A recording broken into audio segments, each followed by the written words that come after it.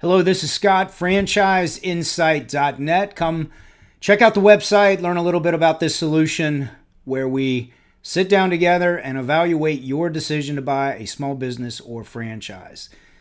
So today it's a little cold and I'm covering up the dome because of that, just getting home. And while this was top of mind, I wanted to go ahead and launch into this book review. I know I've recommended reading books, depending on what your background is in business or with your career. You may want to read books where you maybe don't have as strong a skill set. So maybe you're leaving a sales career. You might want to read some books on financial elements to running a business or operational elements or vice versa. For me, I know I've recommended Jeb Blunt. Mostly sales is what the themes of the book are there. But again, just important to find somebody, like with any reading, that resonates with you and you get the most out of. But today we're going way off the path. This is a different book, different type of book.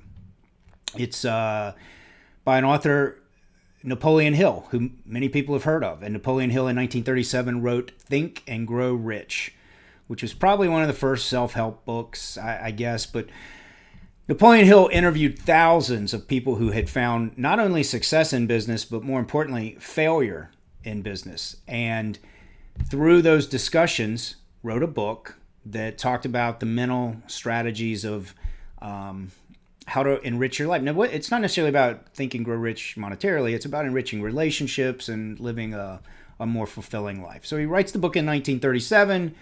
Plenty of people read it, obviously, and find success in reading that book.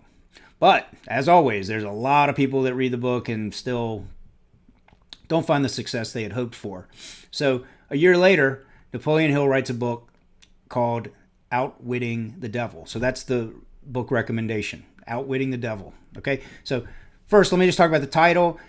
This can be a spiritual read for you, or if you're not spiritual, then it doesn't need to be. It's more of the devil. In this case, can be for the spiritual people, the real devil, or for the people who aren't spiritual, kind of the darker inner self or the conflicted self that kind of holds you back from accomplishing your goals. So he writes the book in 1938, and it's to address the concerns, the complaints of the people who read Think and Grow Rich and did not do either. So the book construct is this. There's a fictitious interview. Maybe it's not fictitious, but in any event, it's an interview with the devil or your darker inner self. From here on out, gang, I'm just going to say devil so that I don't have to keep going back and forth. So you know your own path in life, spiritual or not, and you can just listen and we'll go from there.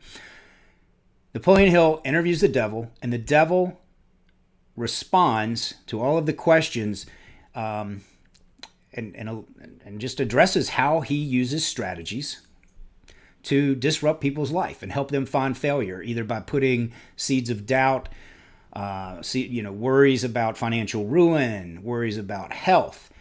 But the thing that's just amazing about this book is it's written in 1938. Most people don't know about it. It sat on a shelf and was not published until 2011. So the book was so controversial at the time that it was written, no one would publish it, even though the first book had some success. And so the first part's that. It's just amazing that it sat around and didn't get published. The second part is that I wish I had read this book as a 18, 20, 22-year-old. It would have helped me with some self-awareness early on about the things that get you off your path. And one of the biggest themes is how the devil realizes that there's about 1 to 2% of the population that he just can't get them off their path. They are so laser focused. They have a singular purpose in their life that they are not only successful in business, they have successful relationships. They're great parents. It's everything. And that's why the book is not only going to help you, in my opinion, in guiding this decision you make to get into a business, but it's just a worthwhile read. It's a worthwhile recommendation to your kids to have them read it, because this goes all the way into discussions about how even as children and through high school years, how the devil, makes you or gets in there and starts saying, well, maybe I should just go wakeboard all afternoon and not do my studies.